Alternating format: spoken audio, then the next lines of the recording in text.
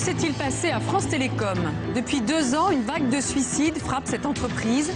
Témoignages et révélations sur une mutation à marche forcée de l'un des fleurons de l'industrie française. Depuis 2 ans, c'est une autre entreprise française qui fait régulièrement parler d'elle dans la presse, France Télécom. Une actualité souvent tragique, le suicide de ses salariés. Ce mois-ci, 5 employés se sont donné la mort, ce qui porte à 23 le nombre de suicides depuis le début de l'année. Et depuis 2 ans, ce sont 58 salariés de l'entreprise qui se sont suicidés. Que s'est-il passé au sein de ce géant de la téléphonie? Nous avons recueilli des témoignages et des documents inédits qui montrent comment cette entreprise a choisi de se moderniser à marche forcée. Mutation imposée, suppression de postes sans négociation. C'est un document exclusif qui lève un voile sur les difficultés rencontrées par les salariés. Il est signé Bernard Nicolas et Jacques Massard. Bernard Nicolas qui nous rejoindra à la fin de son reportage. C'est un hommage silencieux que des employés de France Télécom rendaient en octobre dernier à un de leurs collègues qui venait de se suicider. Que s'est-il passé à France Télécom pour qu'on en arrive à de telles extrémités? Pourquoi des psychiatres, aujourd'hui encore, entendent des propos effarants de la bouche des salariés de cette entreprise? Il me dit, vous savez, je fais de l'alpinisme, j'ai des cordes. Elles sont toujours dans ma voiture. Et quand j'en aurai marre, je saurai les utiliser. Quel plan unique en son genre, mûrement réfléchi, a été mis en pratique pour obtenir le départ de dizaines de milliers de salariés sans aucun plan social? Toutes les méthodes étaient absolument bonnes pour faire partir le personnel. Maintenant, les langues se délient, celles des cadres notamment. Ils étaient chargés d'appliquer un plan de dégraissage du personnel. Aujourd'hui, ils révèlent les méthodes employées au sein de France Télécom.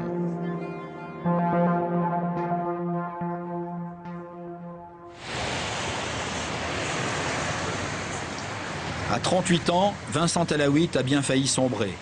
Ce cadre intermédiaire de France Télécom a refusé de tenir le rôle qu'on lui demandait. Aujourd'hui, il témoigne auprès de la police. Voilà.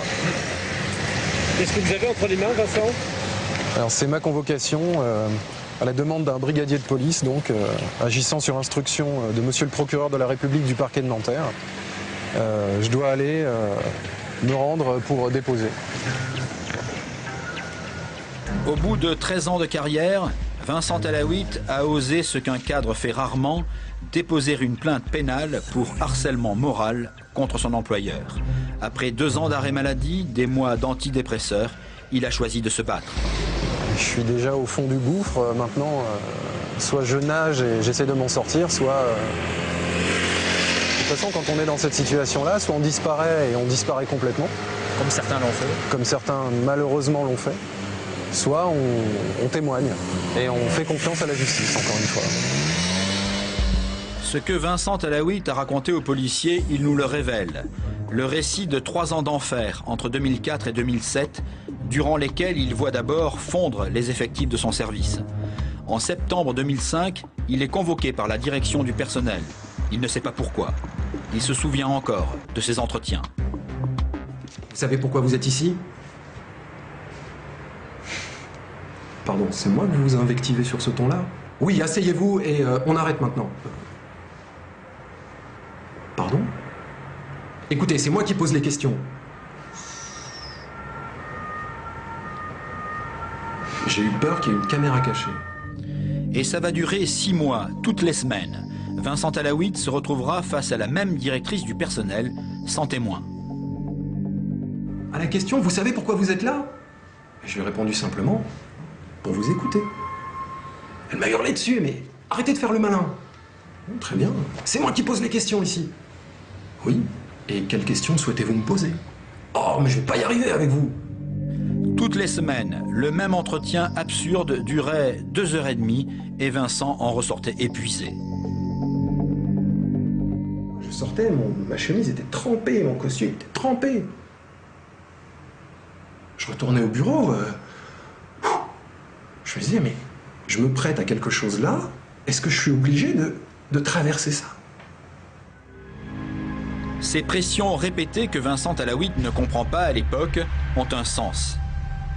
Un plan confidentiel visant à faire partir en 3 ans à peine 22 000 personnes de France Télécom a été décidé 1 an plus tôt, en 2004. Si le plan est caché à la majorité du personnel, cet autre témoin, rencontré au cours de notre enquête, savait tout. Directeur régional de France Télécom, il a passé 35 ans au sein de l'entreprise et a fait partie de la haute hiérarchie de la société. Il a tenu à rester anonyme, il parle pour la première fois. Toutes les méthodes étaient absolument bonnes pour faire partir le personnel. Ça, vous êtes clair là-dessus? Je suis catégorique. Et ce chiffre des 22 000 emplois, on vous l'a souvent répété comme un leitmotiv. Ce chiffre de 22 000 emplois faisait partie des objectifs qui nous étaient assignés et qui permettaient d'ailleurs de justifier notamment les primes et notre salaire variable. D'accord. C'est-à-dire que vous étiez payé au nombre de personnes que vous réussissiez à faire partir? Notamment. C'était un des indicateurs qui était mesurable et qui permettait de justifier, entre guillemets, notre bonus. En 2006, France Télécom sélectionne 4000 cadres, membres de la hiérarchie intermédiaire, qui seront chargés d'appliquer le plan. Nous avons retrouvé les documents qui leur ont été distribués. On y explique à ces cadres les meilleures méthodes pour faire accepter au reste du personnel des mutations ou des départs de l'entreprise. Pour les dirigeants de France Télécom, les employés doivent accepter le changement. Tout cela est enrobé dans des formules alambiquées, exemple pour une mutation. Celui qui souhaite découvrir de nouveaux mondes devra accepter de perdre de vue la côte familière. L'objectif essentiel n'est plus caché. Il faut que 22 000 personnes quittent France Télécom.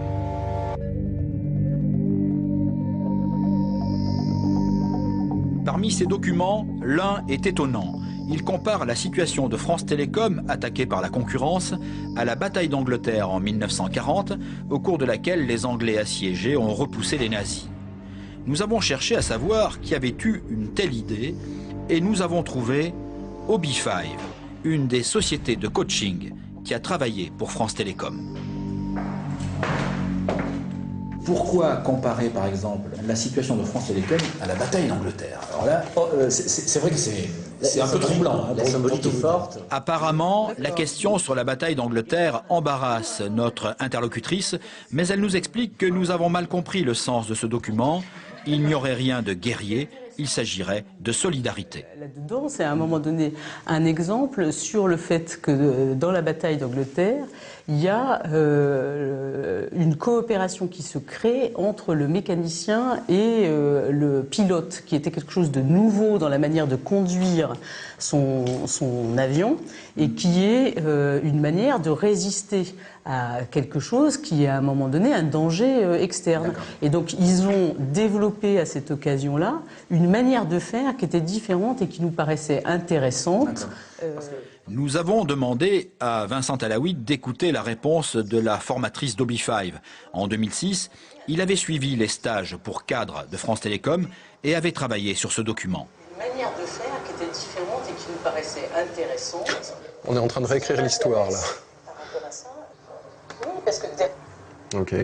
Ce cabinet de consultants qui parle de solidarité, moi, enfin, je suis écœuré. Je suis désolé, mais je suis écœuré. Nulle part on parle de solidarité.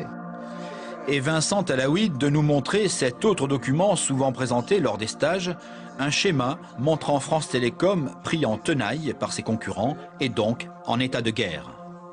Le schéma quand même est assez violemment semblable à l'Angleterre, qui est écrasée par le feu ennemi, le feu allemand, et avec une puissance démesurée par rapport à sa capacité de riposte et sa capacité de défense. Et l'Angleterre va s'en sortir quand même. Et l'Angleterre va s'en sortir quand même.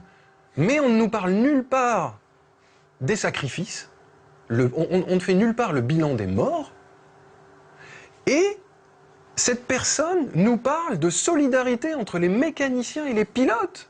On est en guerre contre des ennemis qui viennent piller notre chiffre d'affaires. Pour faire face à l'ennemi, la direction de France Télécom a prévu des méthodes draconiennes de gestion du personnel, mais sans le dire ouvertement. Afin d'y voir plus clair, nous nous sommes rendus au Conservatoire national des arts et métiers, où professe le psychiatre Christophe Dejour, un des meilleurs spécialistes de la souffrance au travail. Nous lui confions ces documents. Il ne les connaissait pas, mais n'est pas surpris. Il a déjà entendu les mêmes termes dans des conversations qu'il a eues avec des dirigeants de France Télécom, qui répètent sans cesse « Nous sommes en guerre ». Ils savent très bien ce qu'ils font, et de façon parfaitement cynique, il dit « Écoutez, monsieur, vous êtes bien gentil, vous êtes professeur, vous êtes médecin, vous êtes tout ça, mais nous avons des responsabilités de dirigeants. Nous dirigeons le monde économique. Alors de toute façon, il n'y a pas d'omelette sans casser des œufs. Si nous voulons gagner la guerre, il y aura des morts, c'est comme ça. » Il n'y a pas d'état d'armes à avoir là-dessus. Et ceux qui ne veulent pas appliquer ces méthodes de guerre sont laminés, y compris dans la haute hiérarchie. Ainsi, le directeur régional que nous avons rencontré au cours de notre enquête a-t-il été averti par un collègue qu'il était condamné. Je te préviens, je suis mandaté au plus haut niveau pour te dire que, très exactement cela, tu n'as plus rien à attendre de l'entreprise. L'entreprise te détruira. Ici, il n'y a pas de micro, il n'y a pas de caméra. On fera tout pour te détruire. Il faut que tu partes. À partir de là, j'ai vu autour de moi mon propre encadrement qui ne me reconnaissait plus. Comme un pestiféré. Comme un pestiféré.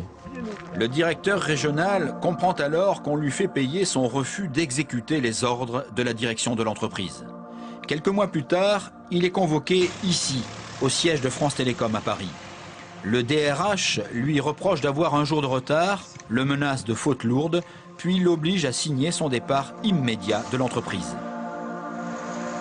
Je leur ai dit clairement, il y avait 2 personnes en face de moi, vous êtes des salauds, je ne veux plus entendre parler de vous, je ne pouvais pas imaginer un instant que vous étiez capable de faire ces choses-là. Je suis prêt à signer n'importe quoi, mais je ne veux plus vous voir, je ne veux plus travailler dans ce contexte. Quand j'ai signé, j'étais mort, j'étais épuisé, j'étais liquéfié, j'étais en sanglots. J'étais tué complètement. De nombreux cadres ont apparemment subi le même sort et ont finalement craqué. Ici, j'en connais je ne sais combien qui sont partis parce qu'ils étaient épuisés, ils n'en pouvaient plus. Ah. Je connais des cadres supérieurs ici qui sont restés 2 ans en dépression. Et qui, au moment de se mettre la corde au cou, ils ont vu le patron, ils ont dit bon, mais ça y est, on va se suicider. On les a laissés tranquilles. Et puis ils sont partis 2 ans en dépression. Et c'est ainsi que des milliers d'employés de France Télécom se sont dirigés vers les cabinets de psychiatres. À Grenoble, Brigitte Font-Lebray en reçoit depuis 1995 et ils sont de plus en plus nombreux chaque année. Porteurs parfois de maladies inattendues dans le cadre du travail. Il y a celles et ceux qui perdent la voix, les cheveux ou les dents, et d'autres proches de perdre la vie. Ce qui se dit dans les entretiens est d'une dureté effroyable. L'autre jour, quelqu'un m'a dit « Mais vous savez, docteur, vous en faites pas. J'ai ce qu'il faut. » Alors moi, je lui demande ce que c'est, ce qu'il faut. Il me dit « Vous savez, je fais de l'alpinisme. Hein. J'ai des cordes. Elles sont toujours dans ma voiture. Et quand j'en aurai marre, je saurai les utiliser. » Voilà. Voilà ce que c'est un entretien aujourd'hui en psychiatrie. Et quand vous reprenez l'anamnèse, ce qui veut dire l'histoire médicale du patient, ce sont des personnes qui n'ont aucun antécédent dépressif, aucune pathologie familiale, aucun drame intercurrent, il n'y a rien. Autre chose qui existe dans les coffres de voitures, et il faut le savoir, ce sont des armes. Avec des patients qui me disent, tel jour, à telle heure, moi, je vais rentrer dans le bureau, il y aura mon N+2 et ma DRH, et alors là, je vais leur faire payer tout ce qu'ils m'ont fait. En 2006, Vincent Alaouite s'aperçoit que son titre de chef de projet a disparu de sa fiche de paie, ce qui est illégal. 2000 salariés sont concernés, mais France Télécom s'en sort avec une amende d'1 euro symbolique. Puis, en 2007, c'est une mise à l'isolement que va subir le jeune ingénieur. Alors voilà, c'est ici que j'ai travaillé de 2004 jusqu'à 2007 et on était là-haut au 2e étage. Et de 2004 jusqu'à 2007, c'était l'enfer pour faire notre travail. Jusqu'au paroxysme en 2007 où on nous a oubliés là au cours du déménagement et on était 3 collègues là-haut. Au milieu, je vous dis, des poubelles à papier, des poubelles organiques et des plantes desséchées. Voilà, et des armoires complètement vides, il n'y avait plus personne. Et on était là-haut, on regardait les voitures qui passaient toute la journée. Là-haut, juste au 2e à l'angle. Les 3 ingénieurs se retrouvent dans un immeuble vide de Montrouge, sans téléphone, sans ordinateur ni affectation. Ils n'osent pas quitter leur bureau de peur d'être pris en faute. Les premiers jours, pensant qu'il s'agissait d'une erreur, Vincent Alaouite se rend dans les nouveaux locaux d'Issy-les-Moulineaux où tout son service innovation a emménagé. Je suis venu ici pour occuper mon nouveau bureau, les nouveaux locaux. Et là, on nous a dit non, non, monsieur, vous ne faites pas partie du personnel, votre badge n'est pas activé, donc je ne peux pas vous laisser entrer. Alors que tout mon service était déjà là-haut, installé et prêt à travailler. Les 3 ingénieurs abandonnés prennent ces photos et font constater par huissier cette situation invraisemblable. 2 inspectrices du travail se déplacent, trouvent les 3 hommes seuls dans l'immeuble vide et constatent que l'accès aux nouveaux locaux d'Issy-les-Moulineaux leur est bel et bien interdit. L'inspection du travail se présente ici avec mon collègue et physiquement, le RH l'empêche d'entrer sur le site. Il lui met la main sur la poitrine et lui dit « Non, monsieur, vous ne faites pas partie du personnel. » Devant l'inspection du travail. Enfin, on marche sur la tête. Hein. Pendant 3 mois, ils ne reçoivent aucune réponse de la direction à leur courrier recommandé. Jusqu'à cette lettre de leur supérieur hiérarchique qui reconnaît avoir volontairement écarté les 3 ingénieurs. Monsieur, j'ai bien reçu les différents courriers que vous m'avez adressés. Effectivement, comme vous avez pu le constater à l'occasion des déménagements en cours, vous n'avez pas rejoint Issy-les-Moulineaux. À ce moment-là, moi j'ai déjà grillé un fusible. Je suis suivi par un toubib et qui me dit clairement, je crois que là, il faut arrêter les dégâts, quoi. Il faut arrêter les dégâts, ça dure depuis trop longtemps. Vincent Alaouite et un de ses collègues déposeront plainte contre France Télécom pour harcèlement moral, l'inspection du travail également. Vincent Alaouite a craqué comme beaucoup d'autres et la direction de France Télécom l'avait prévu. Ce document de 2006 est un outil devant permettre au cadre de savoir à l'avance par quelle phase psychologique va passer le salarié auquel il doit annoncer sa mutation ou son départ de l'entreprise. Dans un premier temps, ce salarié va refuser, résister, se révolter parfois. Puis, il sera triste, désespéré, dépressif. Le manager doit progressivement amener le salarié à accepter la décision. Le problème, c'est que beaucoup ne sont jamais ressortis de la phase dépression et ils en sont morts. Il faut manipuler les gens pour qu'ils acceptent de partir, et pour les manipuler, il faut donc des manipulateurs. C'est très important de faire la distinction entre les deux. Ce n'est pas un ordre qui va être donné, c'est toute l'astuce, c'est toute la nuance qu'il y a là-dedans. L'idée n'est pas de donner un ordre aux salariés de partir, puisque il faut masquer, il faut dissimuler qu'en fait, il s'agit de le faire partir. Tout est feutré, tout est transformé. Manipulation, c'est aide. Insistance, saisir, maîtriser, exercer une emprise, ça s'appelle accompagner. Des salariés cabossés, Catherine Morel en a connu beaucoup. Elle a été médecin du travail salarié par France Télécom pendant 2 ans. Elle a démissionné en décembre dernier pour, dit-elle, préserver sa propre santé mentale. Le docteur Morel a vu défiler dans son cabinet médical de Chambéry des centaines d'employés en perdition après des mutations forcées ou de nouveaux postes imposés sans explication. Et ils venaient de tous les secteurs d'activité, des sites de recherche ou des boutiques avec les mêmes symptômes. Il y avait pas mal de personnes qui exprimaient leur inquiétude, qui exprimaient leur peur de voir leur poste de travail supprimé du jour au lendemain. Qui exprimaient des symptômes tels que les troubles du sommeil ou qui se mettaient à pleurer aussi en consultation. C'était pour moi quand même un phénomène relativement nouveau. J'ai vu souvent des gens qui s'effondraient en pleurs en consultation quand on commençait à leur poser des questions sur et votre travail, comment ça se passe. Catherine Morel affirme aujourd'hui avoir subi des pressions pour désigner parmi les employés ce que la direction appelle les porteurs de signaux faibles, en clair, les salariés malades dont il faut se débarrasser. C'est essayer de pointer du doigt certaines personnes et de dire que si ça ne va pas, c'est de leur faute à elles, c'est parce qu'elles seraient faibles, entre guillemets, qu'elles auraient des problèmes de santé. Or, mon point de vue de médecin du travail, c'est de dire que si les gens vont mal aujourd'hui à France Télécom, c'est pas parce qu'ils sont faibles ou qu'ils ont des problèmes personnels, ce qu'on nous renvoie très souvent, mais c'est que c'est l'organisation du travail, les conditions de travail et le management qui a été mis en place, je dis probablement intentionnellement par France Télécom, qui fait que ces salariés vont très mal aujourd'hui. Stéphanie Valette a subi d'autres méthodes de déstabilisation. Quand nous la rencontrons en décembre dernier, elle a trouvé refuge chez ses parents. Dans son sac, un énorme dossier qui ne la quitte jamais.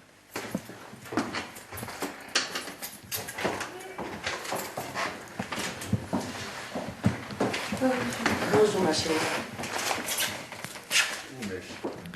Des documents qui résument quelques années de sa vie au sein de France Télécom à Montpellier. Une vie qui a basculé le jour où elle a été élue déléguée du personnel. Elle est à l'époque démonstratrice multimédia dans une boutique. Ça faisait 1 an que j'accumulais de la documentation pour mieux renseigner mes collègues et les clients de France Télécom. Et un matin, je suis arrivée sur mon lieu de travail. Le responsable avait tout jeté à la benne sans aucune explication. Vous lui avez demandé? Je lui ai demandé, il m'a dit que c'était comme ça, que j'avais qu'à mieux ranger mes affaires. De là, moi, je n'ai pas compris, donc je suis allée voir ma directrice de l'époque et je lui en ai parlé. J'ai dit, je ne comprends pas ce qui se passe et là, on m'a répondu que ça serait la parole de mon manager contre la mienne. Et il m'est arrivé, la fois surtout, où ces affaires ont été jetées à la poubelle.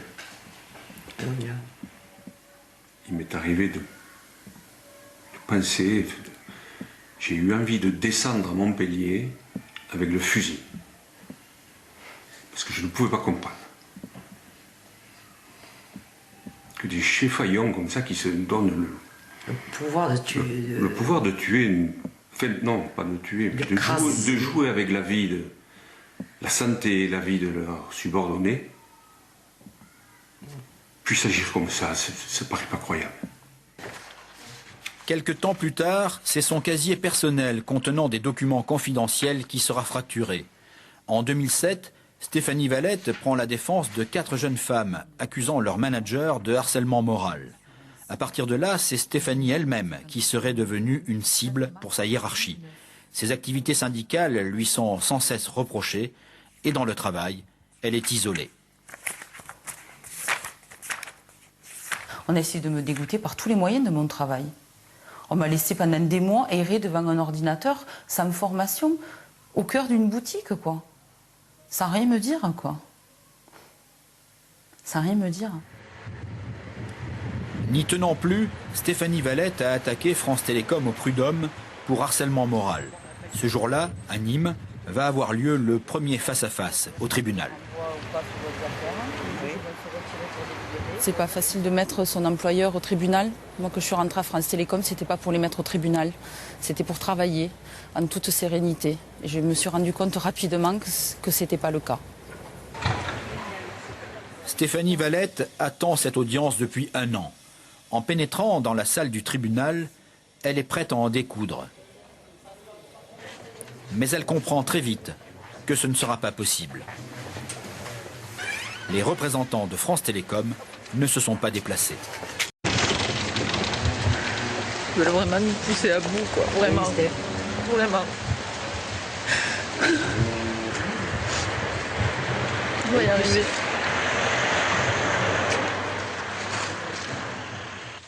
L'audience a eu lieu en février dernier. France Télécom a finalement été condamnée pour discrimination syndicale.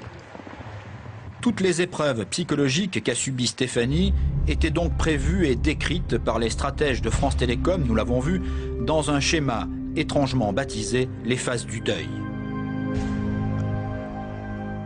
En réalité, France Télécom n'a rien inventé. On retrouve ce schéma dans de nombreux ouvrages de coaching ou de management. Par exemple, il nous a été très facile d'acheter en librairie le grand livre de la stratégie du Boston Consulting Group, un des leaders mondiaux en matière de stratégie d'entreprise. Les phases du deuil de France Télécom deviennent dans ce livre la vallée du désespoir, mais les mêmes termes sont employés.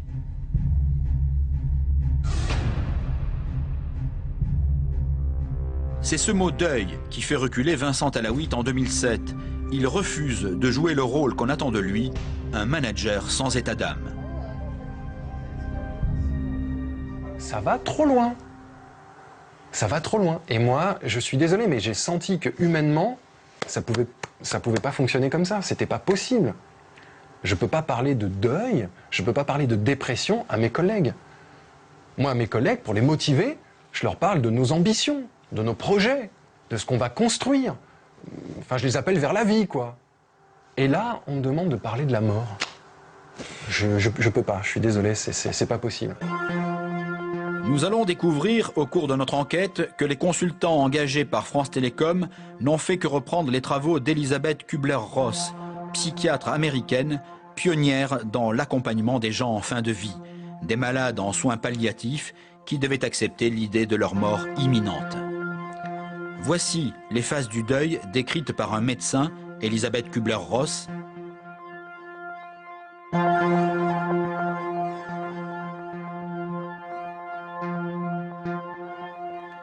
Et voici la courbe étrangement ressemblante diffusée par les stratèges de France Télécom.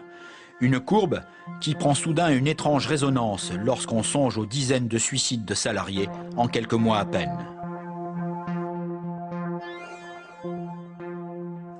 Oui, en fait, on leur demande à ces managers d'être psychologues aussi en même temps, hein, de vite cerner les problèmes. D'ailleurs, ça avait été une des propositions, hein, qu'ils soient formés, j'avais vu dans les négociations, hein, que ces managers soient formés à repérer les salariés fragiles. Au cours de notre enquête, nous avons sollicité Didier Lombard, l'ex-PDG, ou Stéphane Richard, nouveau patron de France Télécom depuis mars dernier. Ils n'ont pas souhaité nous répondre. De même, tout accès aux locaux de France Télécom Orange sur ces différents sites nous sera interdit. Finalement, nous avons été reçus à Orange Village, à Arcueil. Nous y avons rendez-vous avec la directrice exécutive d'Orange France, Delphine Ernotte. Notre première question concerne le plan de suppression d'emplois de 22 000 personnes en 3 ans mis en place en 2004. Oui, c'était un objectif fixé par la direction. Oui, les managers chargés d'appliquer ce plan étaient notamment récompensés sous forme de primes selon le nombre de salariés qui quittaient l'entreprise. Alors, au moment du plan Next, les départs dont vous parlez, les 22 000 départs qui d'ailleurs... sont devenus 30 d'ailleurs? Non, bon 22 000 départs qui ont aussi été compensés par des recrutements externes, hein, oui. Pendant la même période, à peu près 7 000 recrutements externes. C'était un enjeu qui a été affiché dès le départ. Hein. Donc c'est pas quelque chose qui s'est fait de manière cachée. Hein, c'était un enjeu et un objectif pour l'entreprise. Donc que les directeurs régionaux aient eu un enjeu au milieu de plusieurs autres, hein, le chiffre d'affaires, le business, la qualité de service, un enjeu sur ces départs-là, oui. Le problème, c'est que les salariés que l'on souhaitait voir partir, comme Vincent Alaouite par exemple, ont très mal vécu les méthodes employées. Dire à un moment à un salarié, écoute voilà, il y a une proposition pour toi en dehors de l'entreprise, d'une certaine manière c'est comme une cassure, une brisure. Parce que ce lien à l'entreprise, particulièrement à France Télécom, il est extrêmement fort. Et qu'aucun de nous n'a imaginé, en arrivant, en rentrant dans cette entreprise, être un jour dans cette situation où il fallait la quitter. Ceux qui n'étaient pas poussés dehors devaient bouger, changer de métier parfois, avec d'autres souffrances à la clé. Évidemment, on a demandé des choses très difficiles aux salariés. Vous en avez parlé, changer de métier, moi, ils me le disent, c'est très difficile. Hein, parce que quand on rentre, parce qu'on a décidé d'avoir une carrière technique et qu'à un moment on vous demande de travailler dans un centre d'appel qui n'est pas forcément votre vocation, ça c'est ressenti très durement. Pour certains, ça a été insupportable. Alors est-ce qu'on avait anticipé ça? Est-ce qu'on avait compris à quel point pour certaines personnes, ça pouvait représenter un drame. Non, non. La direction n'aurait donc pas prévu les drames survenus. Pourtant, le document appelé « Les phases du deuil » semble prouver le contraire. On y parle bien de désespoir et de dépression possible du salarié. Alors, qu'est-ce que c'est ce document-là, cette courbe que vous me montrez? C'est une courbe de psychologie, si l'on peut dire, qui explique les différentes phases pour accepter le changement. Et je crois que c'est précisément parce qu'on avait conscience qu'on demandait beaucoup aux salariés, qu'on a souhaité former les cadres, alors peut-être maladroitement, hein, mais à accompagner les salariés dans le changement. Maintenant, de là à se dire que certains allaient craquer, non. Delphine Ernotte nous confirmera que des négociations sont en cours avec les syndicats et que des accords sont déjà signés, en particulier sur les mobilités des salariés. Des syndicats que la direction de France Télécom retrouvera au tribunal. Une information judiciaire vient d'être ouverte par le parquet de Paris après un rapport très sévère d'une inspectrice du travail que nous nous sommes procurés. J'ai également constaté que la direction de France Télécom a été alertée à de nombreuses reprises sur l'existence de risques psychosociaux graves au sein de l'entreprise. Suite à ces alertes, la direction de France Télécom n'a pas pris les mesures nécessaires pour éviter ou limiter les risques d'atteinte à la santé mentale liés à l'organisation du travail. Karine Martin-Saudoir, spécialiste de droit du travail, compte plusieurs clients salariés de France Télécom. Est-ce qu'il y aurait une infraction pénale? Je vous dis clairement oui, parce qu'il y a un élément intentionnel, un élément matériel et un élément moral. Oui, ça rentre très bien dans le cadre du délit de harcèlement moral et j'irai même plus loin, ça rentre dans le cadre de la mise en danger d'autrui. Jusqu'ici, seule la qualification de harcèlement moral a été retenue par la justice. Face aux accusations, la direction de France Télécom a choisi de se taire. En octobre dernier, avaient lieu les funérailles de Didier Martin, ingénieur de France Télécom à Lannion, qui s'était suicidé. Depuis le début de cette année, 11 autres salariés de l'entreprise ont choisi de mourir.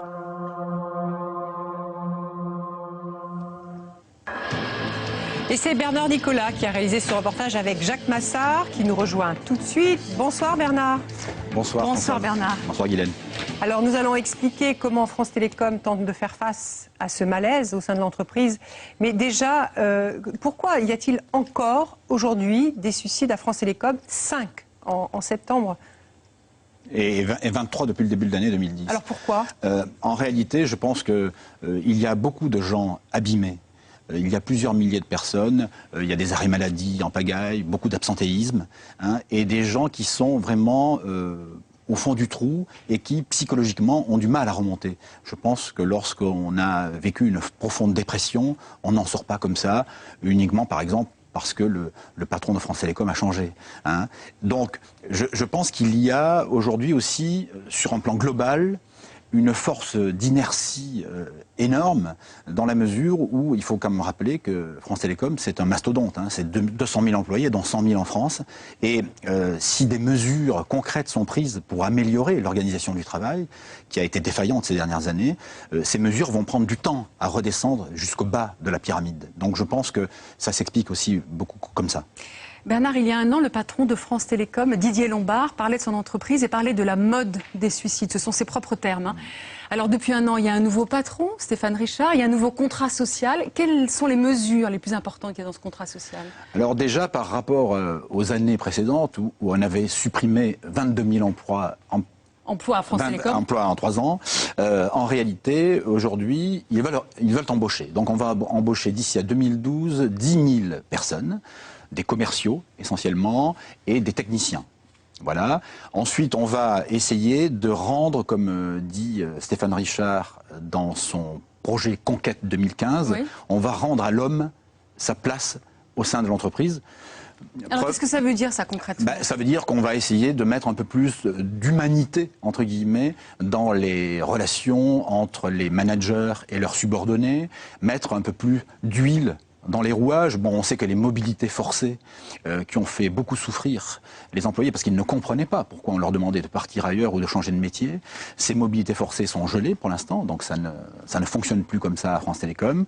On va embaucher des directeurs de ressources humaines, hein, des RRH comme on dit en région, parce que jusqu'ici il en manquait. Ils étaient passés de 3200 avant l'année 2004 à 800. Donc parfois, quelqu'un qui n'allait pas bien n'avait pas d'interlocuteur dans sa région. Ça va changer.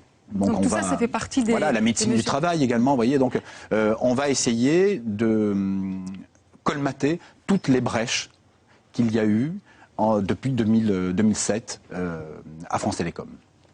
Merci Bernard. Merci Bernard.